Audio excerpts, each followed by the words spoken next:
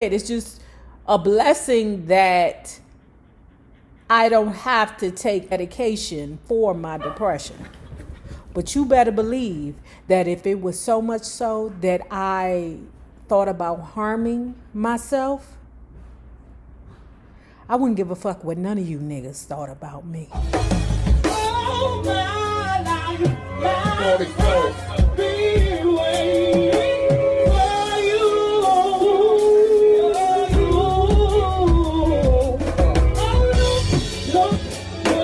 No, how you do.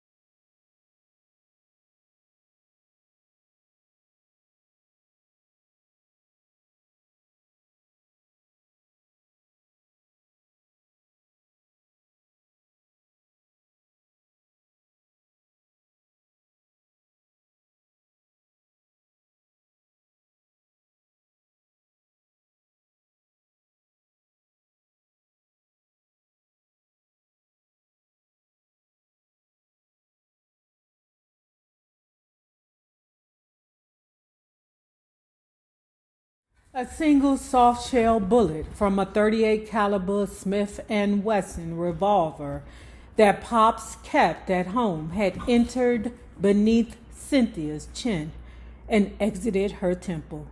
Pops had loaded the gun only weeks before because unidentified intruders had tried to enter their 7-room home on 103rd Street, according to the Chicago Defender. Pops gathered us in a room at the hotel and told us Cynthia was dead, Mavis recalls.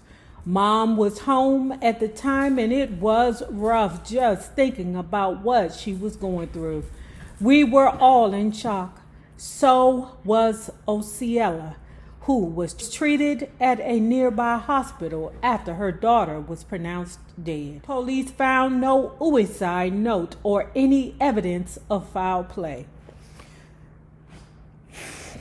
But to hear how and why this young lady unalived herself is tragic. The same issues that the young people are having now, they were having back then. I want you all to take depression very seriously. Some of you people who are quote unquote religious, who believe that you can pray the depression away, if I could smack all of you all in the face right now, I'm telling you, that's how passionate I am about depression. One day I'm going to talk about my mom and her mental struggles. Part of the reason why my mother is dead is because when she was diagnosed, when she was given the diagnosis of heart failure, she got horrifically depressed. And she did not want to take that medicine because she didn't like the fact that she didn't want to contend with people who judged her for being on the medication. The fuck you got to tell them for? That's what I'm asking all of you people who are battling depression on your own. What the fuck do you need to tell somebody about your business for? Now, I openly tell people about my depression because I know that I have an audience, not a huge audience, but I want you all to know that it's okay to be depressed. It's okay. Like I said, it's just a blessing that I don't have to take medication for my depression. But you better believe that if it was so much so that I thought about harming myself, I wouldn't give a fuck what none of you niggas thought about me. My happiness belongs to me. and not y'all. So when your children come to you and they discuss with you their feelings about being sad or depressed or having thoughts of hurting themselves or somebody else, take that shit for serious. Okay? The family scrambled to make arrangements to leave Vegas for O'Hare Airport, where they were greeted by their friend, local disc jockey E. Rodney Jones, who had arranged for a helicopter to fly the family to Midway Airport on the south side, closer to the family's residence. The heartbroken travelers stepped into their home to find not only Pervis and Osceola, but also Jesse Jackson and Stevie Wonder, who had arrived from Detroit. It was such a sad, long flight. When we got home, everyone just broke down. In the hours before the shooting, Osceola had been with her youngest daughter, a slender young woman with a caramel complexion. At 5'9", she was by far the tallest of her sisters. She and her mom were laughing in the kitchen, talking about a television show and cooking turkey wings and greens. The mail arrived and Osceola said Cynthia was thrilled to receive a card and an $80 check from Pops in Vegas. Cynthia promised to send a thank you card and then went to the family's guest room, ostensibly to pack for an upcoming family trip to Trinidad. A few minutes later, Osceola heard a gunshot and rushed to the room where she saw Cynthia's feet sticking out alongside the bed. I was called to the house as soon as this terrible thing occurred, and the body was still on the floor as I arrived, Jesse Jackson told Jet Magazine. This is a dark, dark hour for the Staples family and the entire Black community. Cynthia had entered a local hospital 4 months previously for psychiatric treatment, but had recovered, Pops told Jet. In his unpublished memoir, decades later, Pops wrote that Cynthia was suffering from depression. And then, oh God, some of y'all just be thinking that all you need to do is just be with your family, and your family can tell you, hey baby, we love you, we love you. You could tell a person 100 times in every breath, but that's not going to matter to them, because maybe they're jovial in your presence, but eventually they're going to have to go to sleep and contend with the voices in their head that tell them you're not good enough, you're not pretty enough, you're not smart enough, you're not wise enough, you're not good enough.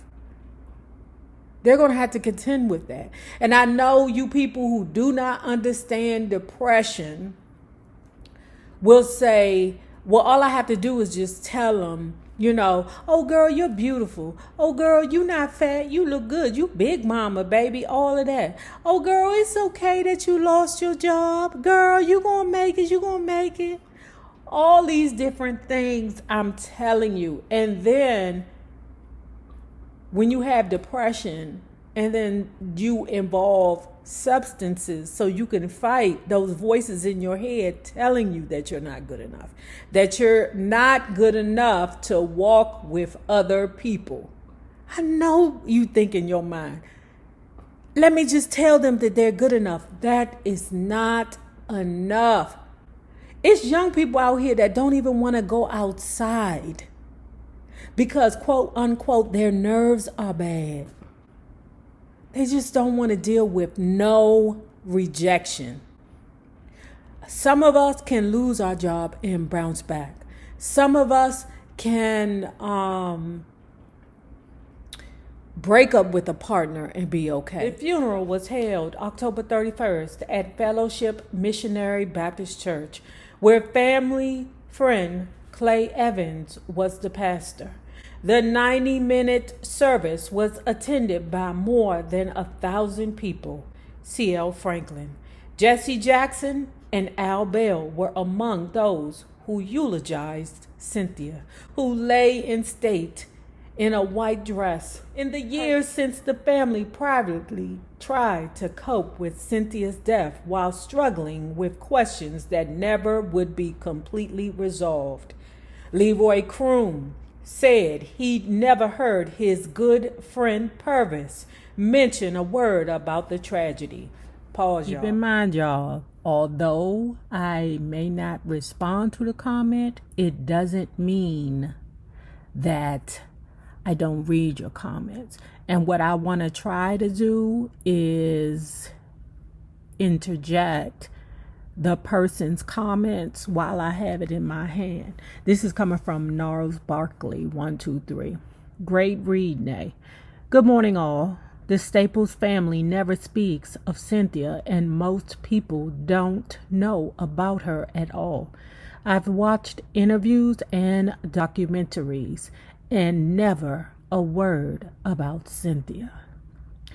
Thank you, Gnarls Barkley, for that comment, because what you said on yesterday's video rings true today from what we just read from the dude Leroy Kroom. I have a good friend whose family is saturated in mental health from the very top to the itty bitty bottom.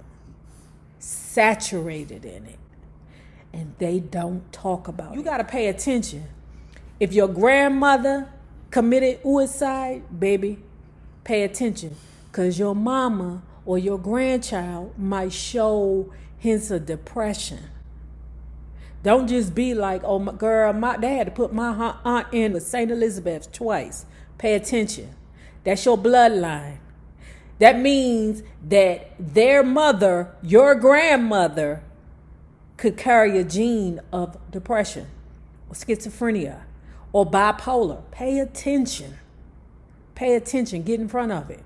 And don't just be blaming your crazy nephew who sleep in the next room with a knife that be peeing on the turtles. Don't ignore that shit. Pay attention to it, y'all. Cynthia was getting bullied at school and in the neighborhood, Mavis now says.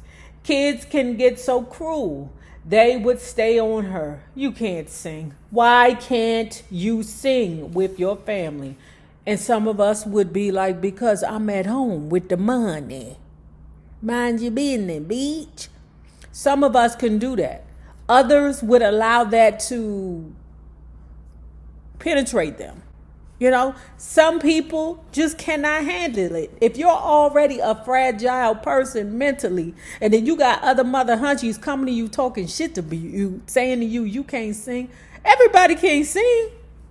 The fuck? My job's supposed to be to sing. No, I'm at home with the business. Why can't you sing with your family? Your family is famous. Why aren't you? Bitch, I am famous. My last name's Staples, ain't it? I'm famous. Dumb bitch. Cynthia and I were very close. I was basically her babysitter for years while everyone else was at work. Later, after I moved out, she would get depressed and leave home and come to my house. I would take her over to the park and play volleyball with her. I would try to keep her lifted. We'd go get some Chinese food together. She'd stay with me for 3-4 days at a time. She didn't want our parents to see her sad. She didn't want to bring them down, and she knew I could handle it. I'd keep her laughing. I'd be crazy, act stupid, just to take her mind off of things. Cynthia was working as a receptionist after graduating from high school and helping the family with some of its business affairs.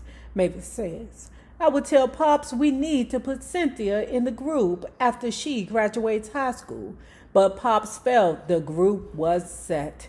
If there wasn't an opening as a singer for her, I thought we should let her play tambourine, be on the road with us. I mean, I wonder why Pops didn't open the door. Maybe Pops knew that she was too fragile for the road. And you know, back then, they ain't never tell you nothing. Nothing. They wouldn't come straight out and say, well, baby, she ain't strong enough to be on the road with us. She need to stay home and stay with your mama so she can have a secure, steady place. But Pops felt the group was set. If there wasn't an opening as a singer for her, I thought we should let her play tambourine, be on the road with us. That would have been better than leaving her at home. But we didn't realize how much she was suffering until afterwards. At some point, I just didn't think she could take it anymore. City in the Sky, the second Staples album from the fruitful 1972 Muscle Shoals sessions, finally rolled out in August 1974.